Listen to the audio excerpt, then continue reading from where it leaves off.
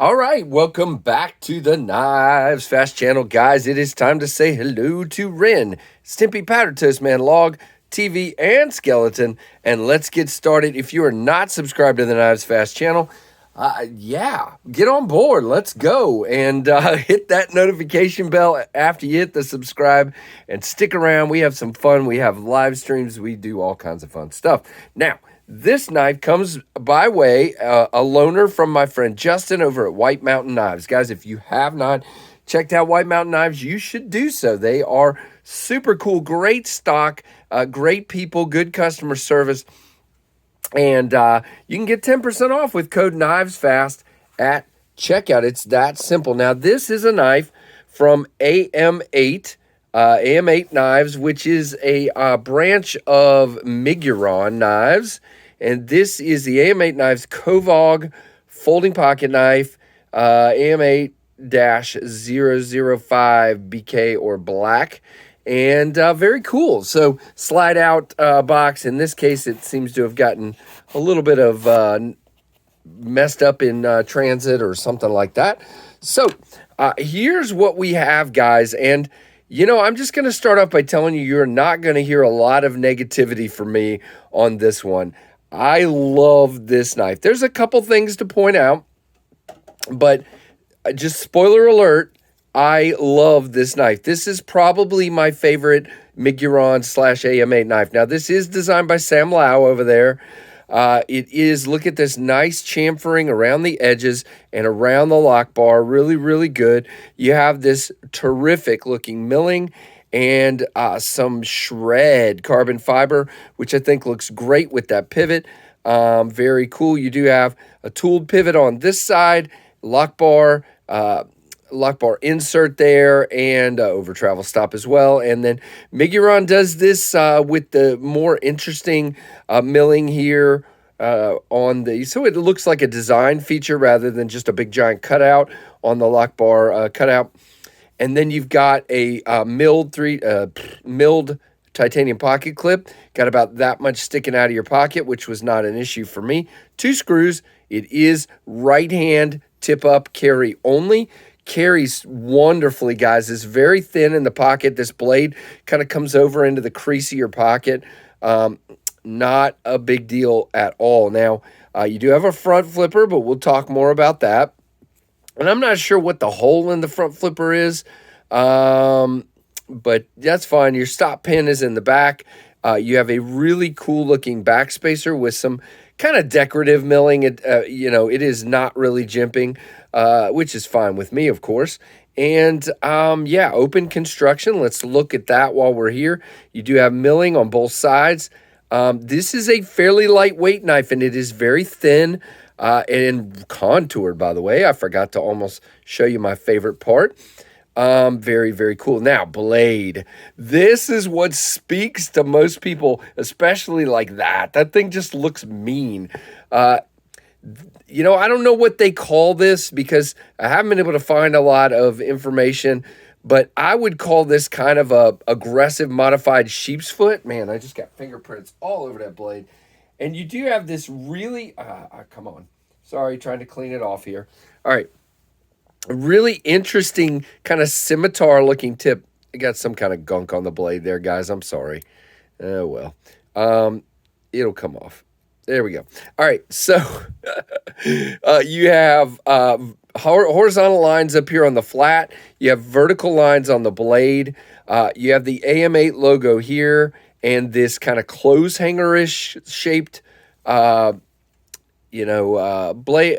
cutout in the blade, which I love. In this particular case, it's not oversized. It fits my finger well. M390.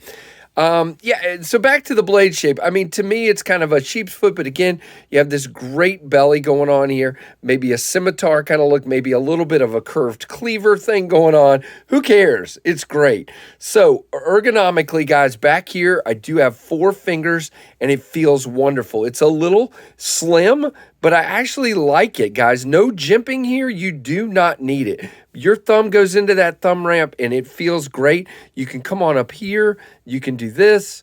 It feels great. It's rounded off and chamfered here. Feels good. The hole Feels like it's been knocked down. Feels great. Now, you do have a choil here, but I'll tell you, you need to stay back. It's more of a sharpening choil, but you can do this. I mean, if you stay up on this hump right here, it feels great. But for me, this is the money grip on this knife. Very, very much so. Love it, love it, love it. Now, let's talk about lockup. You got about 15% there, and it's plenty. There's no lock rock. No, it's solid, guys. It is a rock. Very, very well done. You do have a lock bar insert. Hard to see, but trust me, there's your detent ball. Good lockup. Action-wise, all right, let's do this. So first of all, you've got the hole, and for me, right in that crease is the right place. Good detent. Very solid detent. Just fires right out. You can come out here, but it gets a little trickier. For me, it's better to be kind of back in that middle section where the hole is a little wider. Pops right out. You know, I don't remember if I've tried to thumb flick this one. I think I have. Let's see. Okay, yeah, you can. It's a little harder to get your big old thumb down in there, at least for me. Front flip, guys, I got two notes on that. Number one, this jimping is a little aggressive here. And the jimping is back here, so it doesn't really affect my grip. I'm past it, and you can't really feel it because the way it's sort of under, you see? So you don't really feel it here. But I will say, here, when you just touch it, it feels sharp. But I'll say, that makes it one of the easiest front flippers I've ever experienced. Look at that. No effort, no wrist. This is, if all front flippers were like this, I would stop complaining. Now, does it mean I would use that as my primary opening method? Absolutely not. But I love this. So I'm not worried about that jimping because it works. It just grabs you. It doesn't hurt. And it works. It is my favorite front flipper I have experienced. 100%. Now, negative issue here. Oh, by the way, I forgot to show you drop. So yeah, it comes on down, one shake. All right, let's see. Well, see, that's the other thing. I have this bad habit of putting my finger here, and then it doesn't come down. So let me do this so you can see. Well, am I still on it? What is happening? Okay, well, anyway, it drops good. I'm a klutz, so don't base the knife on me. There we go. Oh, you know what? My thumb's keeping it from coming down. Okay, so then you got to get out of the way. That's interesting. So you got to be back more, and that's my one issue with this knife. This would be Miguron. Every Miguron I've had, there's been one thing, and there's just no lock bar access. None. If they had come down a little bit and just give me a nice little cutout there, this thing, it is hard, and it does begin to hurt. As a matter of fact, right now, there's a nice little crease in my thumb there. You see that? Just from doing this review.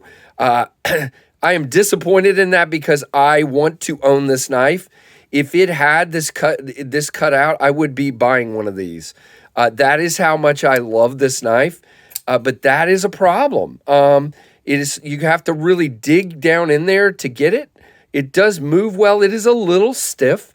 I just wish, guys, you know, they had all they had to do was chamfer this out a little bit more and give me a little cutout here, and I think it would have been perfect.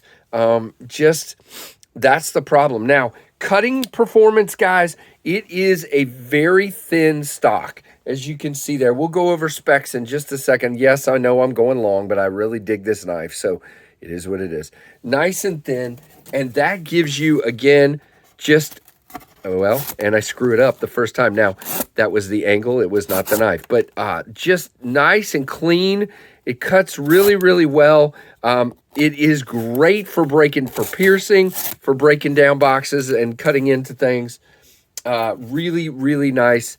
And now I just messed up a big chunk of my cardboard. But anyway, I'm just kidding. So really good. So let's put it down here and do a few of our comparisons and specs. So I can't reach anything, guys. I got a big giant mess over here on my table.